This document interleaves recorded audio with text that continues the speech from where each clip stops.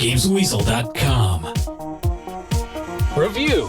Frontlines Fuel of War takes the franchise and moves it into the first-person shooter genre. Think Battlefield on the 360 and you're close to what we have here when you put this game into the beige box and listen to it sound like it's about to take off. Of course, there's a reason there's more than a nod to Battlefield, as the guys from DICE who made that made this too. The story's told through the eyes of a reporter, and as a soldier in the West Coalition, you're fighting over the world's most valuable commodity, fuel. Tell me about it. Petrol's 108p at my BP garage down the road. The action's set in the now familiar Middle East as you battle the Red Star Coalition on foot, in vehicles and also in the skies. Single player lasts about 6 to 8 hours, but unfortunately, like previous Battlefield games, it does feel like you're playing through a series of bot matches in a faux online mode disguised as a coherent single player game. It's better than Battlefield single player, but it still doesn't quite provide that cinematic feel compared with Call of Duty 4 or say Ghost Recon. Of course, why you really want this game is for the online multiplayer mode where up to 50, yes count them, 50 people can join the same server and fight to capture control points,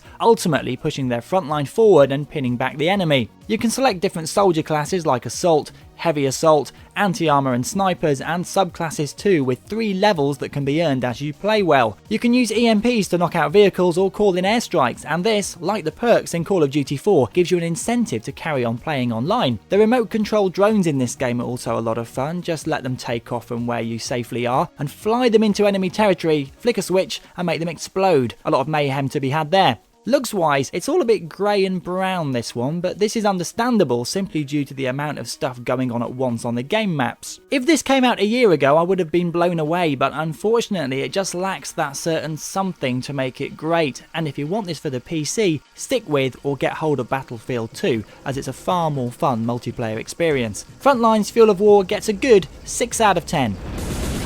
You've been watching a review from Gamesweasel. If you want to get the show each week, which includes video game reviews, news, previews, competitions and special features, then head over to Gamesweasel.com for our video podcast, Gamesweasel TV. Gamesweasel.com.